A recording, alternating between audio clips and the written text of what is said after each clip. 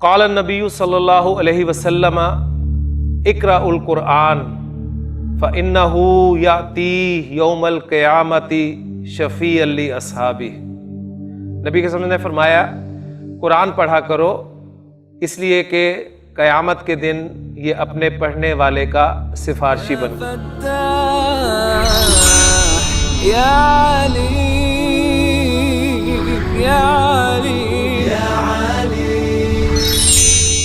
اعوذ باللہ من الشیطان الرجیم، بسم اللہ الرحمن الرحیم۔ رب اشرح لی صدری ویسر لی امری واحلل عقدۃ من لسانی یفقہوا قولی، رب یسر ولا تعسر وتمم بالخیر، آمین یا رب العالمین۔ یہ سبق نمبر 9، اس کے آخری حصے پر ہم اپنے پچھلے لیکچر میں تھے۔ سبق نمبر 9 جو ہے یہ 2 اجزاء پر مشتمل ہے، 2 پارٹس پر مشتمل ہے۔ پارٹ 1 جسے الف جز کے ساتھ آپ نے مکمل کر لیا تھا، اور پارٹ 2 جسے بے جز کے ساتھ یہاں پر بیان کیا گیا۔ اس کی ایکسرسائزز جو ہے وہ ہم کر رہے ہیں۔ آج کی ایکسرسائز جو ہے ہماری وہ ہے املا الفراغ۔ ملا یملا، اس پہ ہم کافی مرتبہ بات کر چکے ہیں۔ اس کے معنی ہوتے ہیں بھرنا، کسی چیز کو بھرنا، ٹو فل ان۔ تو املا یہ فعل امر ہے، یعنی تو بھر، یعنی فل ان، امپیریٹو یعنی فعل امر۔ الفراغ دا بلینک، خالی جگہ۔ پھر ملانے کے لیے ہم املا کیا جو آخری حرف ہے حمزہ، اس کو زیر دے کے آگے ملائیں گے، املا الفراغ، فل ان دا بلینک، فی ما۔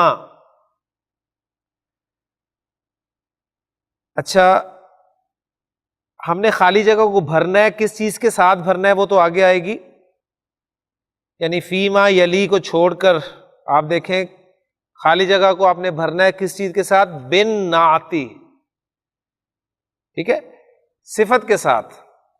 صفت کے ساتھ اس خالی جگہ کو آپ نے بھرنا ہے۔ اچھا، اور وہ صفت کون سی ہو؟ الذی، وہ صفت جو بین قوسین، دونوں قوسوں کے درمیان ہے، ٹھیک ہے، یعنی بریکٹس کے درمیان جو صفت دی گئی ہے۔ اور کہاں دی گئی ہے؟ جگہ، ظرف، بعد تحلیتہ، بعد تحلیتہ بی ال۔ اچھا، یہ نہیں بتایا جا رہا کہ کس کے بعد دی گئی ہے، بلکہ یہ کہا جا رہا ہے کہ اس کو آپ نے صفت کو جو استعمال کرنا ہے، جو بریکٹس میں دی گئی ہے، اس کو کیسے استعمال کرنا ہے؟ اس کو استعمال ایسے کرنا ہے کہ بعد تحلیتہ بی ال، یعنی اس پر ال لگا کر۔ اب یہ جو تحلیتہ، اس میں ہا تو ضمیر ہے اینڈ پر، لیکن جو تحلیتی کا لفظ ہے، اسے میں انشاءاللہ ابھی آپ کے سامنے بورڈ پر واضح کرتا ہوں، لیکن ابھی صرف اس کو ذرا پڑھ لیں۔ یعنی الف لام لگانے کے بعد آپ نے اس کو خالی جگہ پر رکھنا ہے۔ کیا ہر جگہ پر الف لام لگانا ہے؟ نہیں، عند اللزوم، لزوم، لازم، ضروری، یعنی کہا جائے گا ویئر ریکوائرڈ، جہاں پر الف لام لگانا لازمی ہے وہاں لگانا ہے۔ تو بات سمجھ میں آ گئی ہوگی۔ اب 2 لفظ رہ گئے ہیں، فی ما یلی، ان، فی، ان، ما، وچ، وٹ، یلی follows, in what follows, in which follows, یعنی جو آ رہا ہے۔ تو املا الفراغ فی ما یلی بن نعت الذی بین قوسین بعد تحلیتہ بی ال عند اللزوم۔ بات آپ کو سمجھ میں آ گئی ہوگی کہ نیچے جملے دیے گئے ہیں، اور ان جملوں میں خالی جگہ آپ کو نظر آ رہی ہے، اور پھر جملے کے آخر میں بریکٹس میں آپ کو ایک صفت جو ہے وہ نعت نظر آ رہی ہے۔ اب اس نعت کو آپ نے اس خالی جگہ میں لگانا ہے، اس نعت پر الف لام داخل کرنا ہے یا نہیں کرنا، یہ فیصلہ آپ نے کرنا ہے، یہ آپ کے لیے انہوں نے رکھا ہے۔ اب یہاں پر جو تحلیتی کا لفظ استعمال ہوا ہے، تحلیہ یعنی حرکت کے بغیر اگر میں اس کو بولوں تو اس کو ذرا دیکھ لیں کہ اس کی اصل معنی کیا ہے۔ اور یہاں تو ہم نے کہا نا ال لگانے کے ساتھ، تو یہ تو مفہوم آپ کو میں نے بتا دیا، لیکن اس کے اصل معنی کیا ہے، اس کا مادہ کیا ہے اور یہ کس طرح استعمال ہوتا ہے، اس کے حوالے سے میں آپ کے سامنے اس لفظ کو جو ہے وہ رکھتا ہوں۔ مادہ ہے میرے پاس جی ہا، لام اور یا۔ مادہ دیکھتے ہی سب سے پہلا فیصلہ جو آپ نے کرنا ہے صحیح اور غیر صحیح، تو غیر صحیح۔ ایک مرتبہ پھر غیر صحیح مادہ آپ کے سامنے موجود ہے۔ اب یہ غیر صحیح 3 اقسام میں ہے، نمبر 1 محموز، نمبر 2 مضاعف، نمبر 3 معطل۔ 3 ہے نا مین، محموز، مضاعف، معطل۔ محموز وہ ہے جس میں حمزہ ہو، مضاعف وہ ہے جس میں حرف کی تکرار ہو، اور معطل وہ ہے جس میں حروف علت میں سے کوئی حرف آ جائے۔ تو الحمدللہ اب یہ دیکھیں باتیں آپ کو پکی ہو گئی ہیں، لیکن پھر بھی میں دہرا دیتا ہوں تاکہ ذہن میں آپ کے تازہ رہیں۔ تو یہ معطل ہے، حرف علت کے آنے کی وجہ سے معطل۔ اچھا، اب حرف علت جب نمبر 3 پوزیشن پر آتا ہے تو اس کا کیا نام ہے؟ ناقص، اس کو ہم کہتے ہیں ناقص ہے، یہ فعل ناقص۔ تو یہ آپ کا فعل ناقص ہے، غیر صحیح فعل ناقص۔ پھر اگر حرف علت واو ہے تو ہم اسے کہیں گے ناقص واوی، اور اگر حرف علت یا ہے تو اسے کہیں گے ناقص یائی۔ لیکن مادہ اس پہ بات ہوگی الحمدللہ۔ اس کے بعد اس کو ہم نے کس باب سے استعمال کرنا ہے، وہ باب میں آپ کے سامنے اب لکھ رہا ہوں بریکٹ میں۔ باب ہے، آپ نے بتانا ہے ثلاثی مجرد کا باب ہے یا مزید فی کا باب ہے۔ باب ہے باب تفعیل، جی مزید فی کا باب ہے، باب تفعیل۔ باب کا نام سنتے ہی ماضی اور مضارع کا پہلا صیغہ آپ کے سامنے آنا چاہیے۔ جی باب تفعیل میں پہلا ماضی کا صیغہ کیا ہے؟ فعلا، فعلا، اور مضارع یفعلو، فعلا یفعلو، فعلا یفعلو، اور اس کا مصدر تفعیلاً، یعنی جو نام ہے باب کا،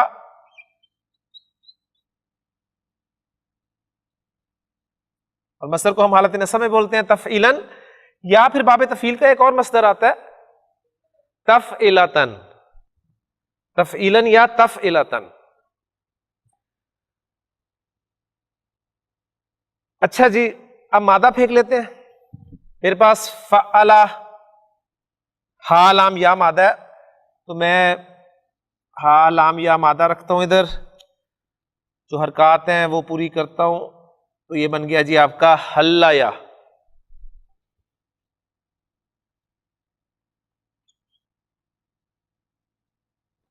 اور خالی جگہ فا لام کی جگہ پر ہا لام یا مادہ پھینکتا ہوں، حلیا یحلیو، حلیا یحلیو۔ اچھا، جو ناقص ہوتا ہے فعل، نوٹ کر لیجئے، ناقص فعل جب بھی باب تفعیل سے آئے گا، ناقص فعل جب بھی باب تفعیل سے آئے گا تو اس کا مصدر تفعیلتاً کے وزن پر آئے گا۔ ناقص فعل جب بھی باب تفعیل سے آئے گا تو اس کا مصدر تفعیلتاً کے وزن پر آئے گا۔ تو کیا بنے گا جی؟ یہ تفعیلتاً میں ہم وہ فٹ کر دیتے ہیں۔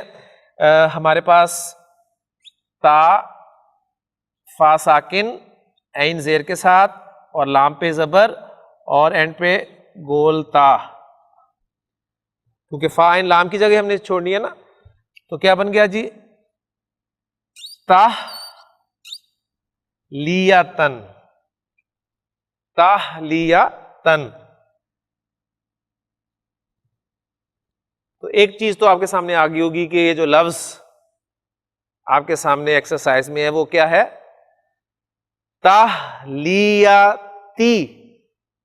ٹھیک ہے نا، تہلیتی ہی، یعنی تہلیہ، یہ لفظ الحمدللہ ہمارا بن گیا ہے.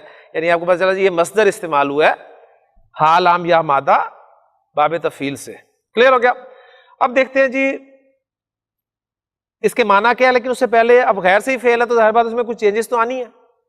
تو چینجز کیا ہے؟ ناقص کا قاعدہ موٹا سا کہ ہے، سمپل قاعدہ ہے، لمبے چوڑے یاد کرنے کی ضرورت نہیں ہے آپ کو. حرف علت پر حرکت ہے، ناقص کا قاعدہ، حرف علت پہ حرکت ہے، پیچھے زبر ہے تو حرف علت الف میں چینج ہو جائے گا، حرف علت الف میں چینج ہو جائے گا. اگر وہ حرف علت واو ہو تو الف کو الف کے طور پہ لکھا جائے گا، اور اگر حرف علت یا ہو تو الف کو الف مکسورہ کے طور پہ لکھا جائے گا. ٹھیک ہے، تو یہ چونکہ آپ کا یا ہے تو اس کو آپ الف مکسورہ کے طور پہ لکھیں گے تو کیسے لکھیں گے؟ کھڑی زبر کے ساتھ لکھ دیں گے حلا، حلا. اور یا پر پیش ہو پیچھے زیر ہو تو یا کو ساکن کر دیا جاتا ہے، تو یا ساکن ہو جائے گی تو کیا بن جائے گا؟ یحلی، حلا یحلی تحلیتن، حلا یحلی تحلیتن. اس کے بنیادی معنی ہوتے ہیں آراستہ کرنا، آراستہ کرنا، سجانا. ٹھیک ہے، ویسے ہی استعمال ہوتا ہے جب اس کا مفعول استعمال ہوگا نا، الجاریہ،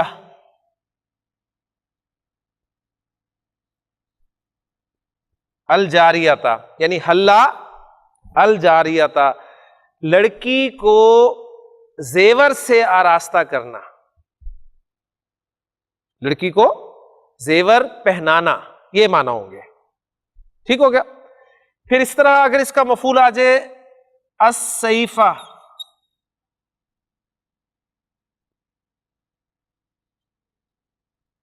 تلوار، تو اس کے معنی ہوں گے تلوار کو آراستہ کرنا. ٹھیک ہے، اچھا اگر اس کا مفعول ہو، آپ کہیں کہ جی حلا فلانن، تو پھر اس کے معنی کیا ہوں گے؟ اس کے معنی ہوں گے کسی کی خوبیاں بیان کرنا، کیونکہ ظاہر کسی کو آراستہ کرنا، سجانا، مراد یہ ہوگا اس کی خوبیاں بیان کرنا. بات سمجھ میں آ گئی نا؟ اچھا اب یہ قرآن مجید میں بھی استعمال ہوا ہے اور بڑے پیارے الفاظ ہیں قرآن مجید کے، لیکن اس کے لیے ہمیں ایک کام کرنا پڑے گا. حلا، اس سے ذرا جو اس کا اوریجنل تھا وہ کیا تھا؟ حلا یا، حلا یا سے ذرا مجہول بنائیں. نارمل کیا تھا؟ اصل کیا تھا؟ حلا یا. ٹھیک ہے، اور نارمل مضارع کیا تھا؟ یحلی یو، حلا یا یحلی یو. ہاں جی، مجہول جب بناتے ہیں تو مجہول کا یونیورسل رولز، ماضی میں آخری حرف کو چھیڑنا نہیں ہوتا، پچھلے کو چھوڑنا نہیں ہوتا. کیا کرتے ہیں؟ اسے زیر دے دیتے ہیں اور پیچھے جو حرکت والے حروف ہیں ان کو پیش سے چینج کر دیتے ہیں، تو یہ کیا بن گیا؟ حلیہ. ٹھیک ہے، اچھا حلیہ، اس سے ذرا گردان کریں، حلیہ، حلیہ، حلیو، جمع کا صیغہ کیا ہو گیا؟ حلیو، ماضی کا. اچھا اس میں اب پھر اب ناقص کے قواعد اپلائی ہوتے ہیں کہ دو حروف علت اکٹھے ہو جائیں، دو حروف علت اکٹھے ہو جائیں تو مادے کا اور ایک صیغے کا، تو مادے کا حرف علت ڈراپ کر دیا جاتا ہے، ڈراپ کر دیا، اور اگر پیچھے زبر ہو تو برقرار رہتی ہے، زبر نہ ہو تو پھر صیغے کے موافق حرکت، صیغے کا جو حرف علت ہے اس کے موافق حرکت لگائی جاتی ہے، وہ کیا ہوگی؟ پیش. تو یہ کیا بن گیا؟ حلو، حلو.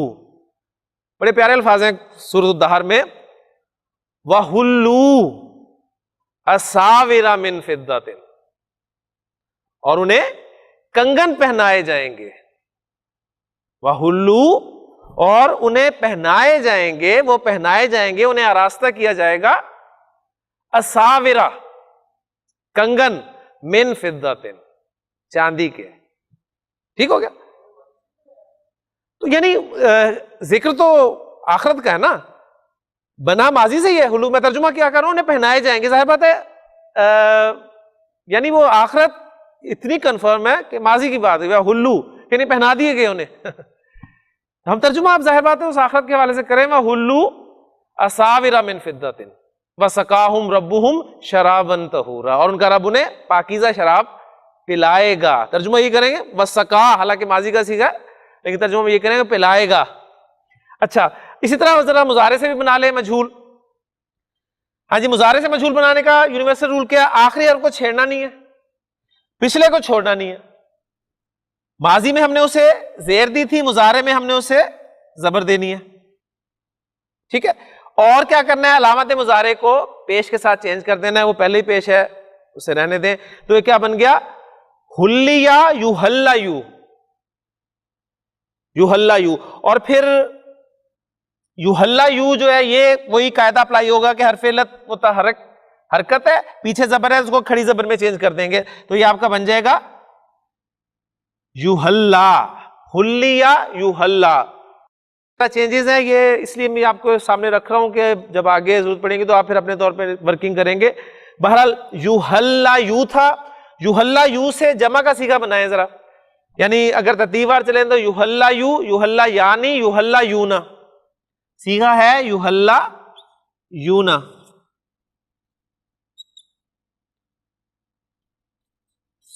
اب ناقص میں پکا قاعدہ ہے کہ جب بھی دو حروف علت اکٹھے ہو جائیں، ایک مادے کا ایک صیغے کا، تو مادے کا حرف علت ڈراپ کر دیا جاتا ہے.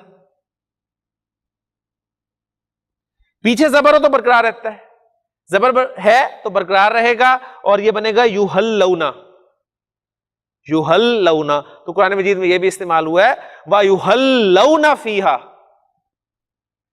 وَيُحَلَّوْنَ فِيهَا مِنْ أَسَاوِرَ مِنْ ذَهَبٍ. یعنی وہاں پر تذکرہ ہے کہ انہیں وہاں اس جنت میں سونے کے کنگن پہنائے جائیں گے.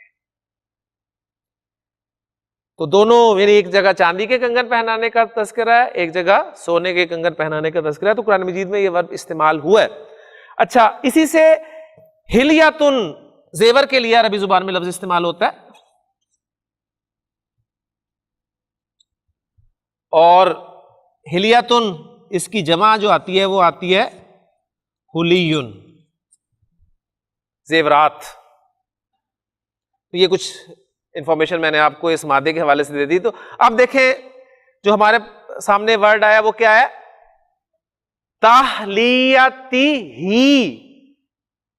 ٹھیک ہے نا، یعنی اس کو آراستہ کرنے کے ساتھ، اس کو آراستہ کرنے کے ساتھ، کس چیز کے ساتھ آراستہ کرنے کے ساتھ؟ یعنی بی ال کے ساتھ، یعنی اسے ال لگانا ہے یا نہیں لگانا. اس لیے لزوم کی قید آگے لگا دی گئی کہ جہاں پر لازم ہے وہاں پر اسے ال لگائیں. تو یہ کچھ انفارمیشن تھی آپ کے سامنے اس مادے کے حوالے سے. تو یہ ورڈ آپ جب بھی کبھی اس کتاب میں یا اگلی کتاب میں آئے گا یا کبھی ہم ٹیکسٹ پڑھیں گے اور اس میں یہ میٹیریل آئے گا تو انشاءاللہ تعالی ہمارے لیے مشکل نہیں ہوگی. جی اب میں امید کرتا ہوں کہ سمجھ آ گئی ہوگی آپ کو. اب شروع کرتے ہیں جی ایک ایک کر کے. جی حافظ ادریس صاحب پہلا جملہ پڑھنا ہے آپ نے، بات سمجھ آ گئی آپ کو. خالی جگہ آپ نے فل کرنی ہے اور خالی جگہ میں کیا لگانا ہے؟ آپ نے صفت لگانی ہے، نعت استعمال کرنی ہے، اور اپنی مرضی سے نعت نہیں لگانی، وہ لگانی ہے جو بریکٹ میں دی گئی ہے. اور پھر اس نعت پر آپ نے الف لام داخل کرنا ہے یا نہیں کرنا ہے، اس کا فیصلہ آپ نے کرنا ہے. یہ فیصلہ کیسے کریں گے آپ؟ کہاں پر الف لام داخل کریں گے اور کہاں پر نہیں کریں گے؟ معرفہ بنانا ہو تو کریں گے، نہ بنانا ہو تو نہیں کریں گے. آپ کو کیسے پتہ چلے گا کہاں پر اسے معرفہ بنانا ہے اور کہاں پر معرفہ نہیں بنانا؟ موصوف بتائے گا. موصوف اگر معرف باللام ہے یا معرفہ ہے تو آپ اس نعت کو یعنی صفت کو الف لام کے ساتھ آراستہ کریں گے. جی پہلا جملہ، این المدرس، این المدرس. آگے بریکٹ میں صفت دی گئی ہے جدید. اب آپ بتائیں جی الف لام لگے گا؟ لگے گا. جی این المدرس الجدید، این المدرس الجدید، نیا استاد کہاں ہے؟ جی نیکسٹ، التاجر خالی جگہ فی السوق. جی تاجر بازار میں ہے اور تاجر کی صفت آپ نے لانی ہے کبیر. اب بتائیں الف لام کے ساتھ لائیں گے یا الف لام کے بغیر لائیں گے؟ الف لام کے ساتھ آئے گا التاجر الکبیر، اس لیے کہ موصوف جو ہے اس کا وہ بھی معرف باللام ہے، تو صفت بھی معرف باللام ہوگی، ظاہر بات ہے جی۔ انا طالب، اور صفت دی گئی ہے قدیم، تو یہاں پر طالب چونکہ نکرہ ہے تو اس لیے صفت بھی نکرہ آئے گی، انا طالب قدیم، میں ایک پرانا طالب علم ہوں۔ یہاں پر موصوف نکرہ کیوں ہے شاہ صاحب؟ پچھلے جملوں میں ہم نے دیکھا تھا موصوف معرفہ تھا، یہاں پر موصوف نکرہ کیوں ہے؟ ہاں جی، یہاں پر موصوف چونکہ خبر کی جگہ پر آ رہا ہے اور خبر نکرہ ہوتی ہے، اس لیے یہاں پر موصوف نکرہ ہے، اور جب موصوف نکرہ ہے تو صفت بھی نکرہ ہوگی۔ ماشاءاللہ جی۔ جلس الطالب، طالب علم بیٹھا، آگے خالی جگہ ہے، الطالب کی صفت لانی ہے آپ نے، الطالب چونکہ الف لام کے ساتھ ہے تو صفت بھی الف لام کے ساتھ آئے گی، الجدید، جلس الطالب الجدید، نیا طالب علم بیٹھا، خلف محمد، محمد کے پیچھے۔ جی شاہ صاحب جی۔ من، پھر اس کے بعد آپ نے کیا پڑھا ہے؟ الولدو، الولدو، تو ملا کر پڑھیں اب اس کو، من اور الولد کو ملائیں، من الولدو، من الولدو، اور پھر طویل صفت دی گئی ہے، اب الولد کی صفت لانی ہے تو ظاہر بات ہے الطویل لائیں گے، تو من الولد الطویل الذی خرج الآن من الفصل، یعنی وہ لمبا لڑکا جو ابھی کلاس سے باہر نکلا کون ہے؟ ٹھیک ہو گیا جی گلزار صاحب۔ عمار ولد، آگے صفت آئی اس کی کثیر، نکرہ ہی لائیں گے آپ الف لام کے بغیر جی۔ فیصل طبیب، فیصل ایک ڈاکٹر ہے، اور ڈاکٹر کیسا ہے؟ صفت آ رہی ہے شہیر، ایک مشہور ڈاکٹر ہے، فیصل ایک مشہور ڈاکٹر ہے، ماشاءاللہ جی۔ لمن ھذا السریر، یہ بیڈ کس کا ہے؟ اب وہ بیڈ کی صفت آ رہی ہے السریر ہے، آپ کا موصوف تو صفت بھی الف لام کے ساتھ آئے گی المکسور، تو لمن ھذا السریر المکسور، یہ ٹوٹا ہوا بیڈ کس کا ہے؟ جی۔ ھذا قلم مکسور، یہ ٹوٹا ہوا قلم، یہ ایک ٹوٹا ہوا قلم ہے جی۔ حافظ ادریس صاحب، ڈاکٹر صاحب نے آپ کو ایک مرتبہ سکین کا لفظ بتا دیا تھا کہ کیسے لکھا جاتا ہے، کیسے پڑھا جاتا ہے، دوبارہ نہیں بتائیں گے وہ آپ کو، میں پھر بھی آپ کو بتاؤں گا۔ تو یہ لفظ ہے سکینن، اصل لفظ ہے سکینن، وآتت کل واحدۃ منہن سکینا، اور اس عورت نے ان میں سے ہر ایک کو ایک چھری یا ایک چاقو دیا، تو سکین لفظ ہے۔ این السکین الحاد، الحاد تیز، ٹھیک ہے، تیز چھری کہاں ہے، تیز چاقو کہاں ہے جی۔ لمن ھذہ السیارۃ الجمیلۃ، یہ خوبصورت گاڑی کس کی ہے؟ لمن ھذہ السیارۃ الجمیلۃ، یہ نئی گاڑی کس کی ہے؟ اس کے بعد یہ ہے اقرا تو پڑھ۔ شاہ صاحب اقرا تو پڑھ جب ہم کہتے ہیں تو یہ مذکر سے خطاب ہوتا ہے، تو پڑھ، لیکن اگر میرا مخاطب جو ہے وہ مؤنث ہو تو میں کیا کہوں گا؟ کیونکہ آپ تو مذکر ہیں صاحب، اس لیے اقرا، تو لیکن اگر مؤنث ہو تو کیا میں اسے اقرا کہوں گا یا کچھ چینج کروں گا؟ چینج ہوگا، کیا ہوگا؟ اقرائی، قرأ یقرأ ہے نا، تو یقرأ تقرأ تقرأ، پھر اس کے بعد تقرأینا، تقرأینا ہے نا، تو تقرأینا سے فعل امر کیسے بنے گا؟ نون ڈراپ ہو گیا، علامت مضارع ہٹی، حمزہ لگا تو اقرائی، تو اقرا تو پڑھ مذکر، اور اقرائی ڈیفینیٹلی لمبا ہوگا ای، اقرائی ڈیفینیٹلی، مذکر اور مؤنث جو واحد ہے نا وہ بھی فرق ہے، مثنیٰ سیم ہے دونوں کا۔ دیکھیں فعل امر 6 صیغوں سے بنتا ہے نا، فعل امر حاضر کے صیغوں سے بنتا ہے، ہم نے جو رول پڑھے تھے، ہم نے تو یہاں پر آسانی یہ کی ہے نا کیونکہ خطاب واحد سے ہے، اس لیے ہم نے ایک ہی صیغے کو سامنے رکھا اور فعل امر بناتے گئے، صحیح ہو گیا نا۔ لیکن ظاہر بات ہے فعل امر تو 6 صیغوں سے بنے گا حاضر کے صیغوں سے، یعنی تقرأو، تقرأانی، تقرأونا، تقرأینا، تقرأانی، تقرأنا، تو ان سب سے الگ الگ بنے گا تو فعل مضارع کو اخف کریں گے، علامت مضارع ہٹائیں گے، پڑھا جائے گا تو فعل امر تیار، نہیں پڑھا جائے گا تو شروع میں پڑھنے کے لیے حمزۃ الوصل لگائیں گے.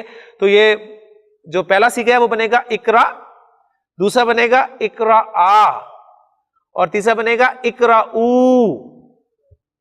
یعنی جمع سے خطاب ہوگا اقرأو. جو میں نے حدیث بھی آپ کو ایک مرتبہ سنائی تھی کہ جو نبی صلی اللہ علیہ وسلم نے فرمایا کہ اقرأو القرآن، اقرأوا القرآن، قرآن پڑھا کرو، فإنہ یاتی یوم القیامت شفیعا لأصحابہ، اس لیے کہ قیامت کے دن یہ اپنے پڑھنے والے کا سفارشی بن کر آئے گا. تو اقرأو جمع سے خطاب ہے، اقرأو، ٹھیک ہے. پھر مؤنث سے ہوگا اقرئی، جیسے دیکھیں نا یا ایتھا النفس المطمئنۃ ارجعی، ارجعی مؤنث سے خطاب ہے نا، فعل امر ہے ارجعی وادخلی، وہ دیکھیں مؤنث سے خطاب ہے تو یا لمبا کر کے، تو اقرئی تو مؤنث پڑھ. کلیئر ہو گیا جی؟ تو یہ بھی پوائنٹ ایک سامنے آ گیا. تو اقرا یا اقرئی جی. الطالب الذی خرج من الفصل الآن من اندونیسیا، جی وہ طالب علم جو ابھی کلاس سے نکلا انڈونیشیا سے ہے. جی ماشاءاللہ. جی شاہ صاحب. الکتاب الذی علی المکتب للمدرسی، وہ کتاب جو میز پر ہے استاد کی ہے. جی گلزار صاحب. لمن ھذا القلم الجمیل الذی علی المکتب، یہ دیکھیں اتنے سارے الفاظ اکٹھے ہو گئے. میں انشاءاللہ کوشش کروں گا کہ اس کو ختم کرنے کے بعد آج ہم نیا لیسن نہیں شروع کریں گے، یہ انشاءاللہ تعالی ہم اگلے لیکچر میں شروع کریں گے. تو ایک دو اس طرح کے لمبے جملوں کی ترکیب میں آپ کے سامنے بورڈ پہ رکھ دوں گا تاکہ آپ کو پتہ چل جائے کہ ان کو کیسے آپ نے جو ہے وہ ترکیب میں لانا ہے. جی الکتاب الذی علی المکتب للمدرسی. جی تیسرا جملہ گلزار صاحب. علی المکتب، لمن ھذا القلم الجمیل الذی علی المکتب. جی کیا ترجمہ کریں گے؟ یہ خوبصورت قلم جو میز پر ہے، یعنی قلم کی دو صفات آ رہی ہیں، ایک تو وہ خوبصورت ہے اور دوسری صفت اس کی ہے کہ وہ میز پر ہے. ٹھیک ہے نا؟ یعنی الذی بھی جو ہے یہ بھی صفت بن کر ہی آتا ہے. تو یہ قلم، یہ خوبصورت قلم جو میز پر ہے، لمن کس کا ہے؟ جی شبیر صاحب. ہاں جی دھیان سے، کیونکہ کوئی لفظ جو ہے وہ ایک حرکت کے ساتھ بھی لکھا ہوا نہیں ہے. جی الذی موصولہ ہی ہے، صفت بن کر آ رہا ہے نا. موصول اپنے صلے کے ساتھ مل کر کچھ نہ کچھ تو بنے گا نا جملے میں، تو صفت بن کے آ رہا ہے. وہ میں اینالائز کرتا ہوں انشاءاللہ بورڈ پہ، ایک آدھا جملہ اس میں سے کرتا ہوں تو انشاءاللہ کلیئر ہو جائے گا. جی شبیر صاحب. شبیر صاحب ایک ایک لفظ ذرا پڑھیں پلیز. البیت الکبیر الذی فی ذالک الشاری، الشاری ماشاءاللہ، الشارعی للوزیری ماشاءاللہ. جی ہاں جی اب ملا کر پڑھیں. البیت الکبیر الذی فی ذالک الشارعی للوزیری. ہاں جی کچھ ترجمہ سمجھ میں آیا اس کا؟ کیا نو یہ للوزیری کو نا، للوزیر کو خبر کے لیے سائڈ پہ کر دیں، یعنی یہ خبر ہے، للوزیری یہ خبر ہے اور اس سے پہلے جو کچھ ہے وہ آپ کا مبتدا ہے. اس کے ساتھ دیکھیں جو الف لام ہوتا ہے نا، اس کے ساتھ اشارہ کیا جاتا ہے عام طور پہ، یعنی وہ بڑا گھر کہیں جو، یعنی الذی کا معنی ہم کرتے ہیں نا وہ جو، تو وہ کو استعمال کریں. وہ بڑا گھر جو اس سڑک پر ہے، یعنی یہاں پر شارع جو اسٹریٹ کے معنی میں، اسٹریٹ ہم دیکھتے ہیں جی فلاں اسٹریٹ فلاں اسٹریٹ فلاں اسٹریٹ، تو مراد یہ ہے یعنی وہ بڑا گھر جو اس سڑک پر ہے، اس گلی میں ہے، وزیر کا ہے. کلیئر ہو گیا نا؟ شارع کی نیچے، الشارع کی نیچے زیر کیوں ہے جی؟ یہ زیر نہیں، ہم کہیں گے کہ جر میں کیوں ہے. جر میں کیوں ہے جی؟ یہ حرف جر فی کی وجہ سے ہے، یعنی مرکب اشاری پورا پورا جر میں ہے. ذالکہ بھی جر والا ہی ہے، ٹھیک ہے، لیکن چونکہ ذالکہ مبنی ہے تو وہ اس پہ آپ کو جر نظر نہیں آ رہی، یعنی یہ نہیں کہنا کہ جی فی ذالک الشاری، ذالکہ ذالکہ ہی رہتا ہے، ذالکہ ذالکہ ذالکہ، ہاں وہ تو تھا نا، وہ اور اسلوب تھا، یعنی ذالکہ زیدن، ذالکما زیدن، ذالکم زیدن، وہ اور اسلوب تھا نا. پھر ذالکی زیدن، ہاں وہ یعنی ذالکی اس لیے لگا تھا کہ آپ کا مخاطب جو ہے وہ مؤنث واحد مؤنث تھی، تو آپ نے کہا ذالکی زیدن، ذالکی زیدن، اشارہ زید کی طرف ہی کر رہے ہیں اور بتا رہے ہیں کہ وہ ترجمہ یہی کریں گے وہ زید ہے، لیکن وہ کاف ضمیر والی نہیں ہے، خطاب ہے جو چینج ہوتی ہے پھر مخاطب کے اعتبار سے، یہ ہم پڑھ چکے ہیں تفصیل سے، ٹھیک ہے نا. ذالکما، پھر ذالکن، فذالکن الذی لمتننی فی، یہ تھا وہ جس کی وجہ سے تو مجھے ملامت کرتی تھی. ذالکن، قرآن مجید میں سورہ یوسف میں آپ الفاظ دیکھ رہے تھے. جی آخری جملہ اپنا عرفان صاحب. السریر الذی فی غرفۃ خالد مکسور، یہ پورا جملہ ہے. اس جملے میں مبتدا کیا ہے؟ مکسورون خبر ہے اور باقی سارا مبتدا ہے. دیکھیں نا ترجمہ کریں، وہ پلنگ جو خالد کے کمرے میں ہے ٹوٹا ہوا ہے. اصل جملہ یہ ہے السریر مکسورون، پلنگ ٹوٹا ہوا ہے. اب وہ پلنگ اس کی صفت آ رہی ہے الذی کے ساتھ. کون سا پلنگ جی؟ وہ پلنگ جو، اب جب بھی اس میں موصول آئے گا میں چاہتا ہوں وہ پلنگ جو ٹوٹا ہوا ہے، مطلب میں خبر نہیں دے سکتا، جو کے بعد مجھے مینشن کرنا پڑے گا کس پلنگ کی بات کر رہا ہوں، کون سا جو جی. پھر جو کے بعد ایک جملہ آئے گا یا شبہ جملہ آئے گا. جملہ مین پورا جملہ اور شبہ جملہ مین جار مجرور یا ظرف پلس مضاف الیہ. تو یہ جار مجرور آ رہا ہے، دیکھیں فی غرفۃ خالدن، فی غرفۃ خالدن، اصل میں تھا غرفۃ خالدن، خالد کا کمرہ، پھر فی غرفۃ خالدن، خالد کے کمرے میں، اور پھر مکسور ٹوٹا ہوا ہے. نہیں جی الحمدللہ کافی ورکنگ ہوگی آج. بیتن جدیدن، نیچے انہوں نے ایک مرکب توصیفی بنا دیا آپ کے لیے، اور بیتن کو انہوں نے منعوتن لکھا ہے. منعوتن مانا ڈیسکرائبڈ ورڈ، جس کی آپ صفت بیان کر رہے ہیں. کیونکہ ایڈجیکٹو کی ڈیفینیشن آپ کیا کرتے ہیں؟ Adjective is a word which qualifies a noun which describes a noun، یہی ہوتی ہے نا ڈیفینیشن اس کی. تو منعوتن ڈیسکرائبڈ ورڈ، ٹھیک، اور نعتن ڈیسکرائبنگ ورڈ.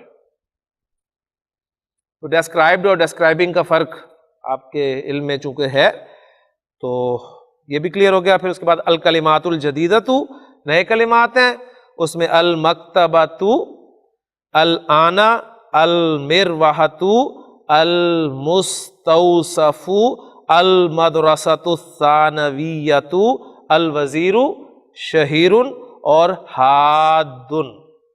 یہ تھے جی ہمارے الکلمات الجدیدہ. الحمدللہ ہمارا نواں سبق دروس اللغۃ العربیہ کا مکمل ہو گیا. بہت کچھ تھا اس سبق میں، اس کے علاوہ ہم نے بہت کچھ کیا. ترکیب زبانی آپ کے سامنے آ گئی ہے، انشاءاللہ تعالیٰ پھر کسی وقت بورڈ پہ بھی آ جائے گی انشاءاللہ تعالیٰ. اگلے لیکچر میں ہم 10واں سبق انشاءاللہ تعالیٰ شروع کریں گے. اللہ تعالیٰ سے دعا ہے کہ اللہ تعالیٰ ہمارے لیے ان اسباق کو آسان کرے. سبحانک اللہم و بحمدک، اشہد ان لا الہ الا انت، استغفرک و اتوب الیک. قال النبی صلی اللہ علیہ وسلم اقرأوا القرآن فإنہ یأتی یوم القیامۃ شفیعا لأصحابہ.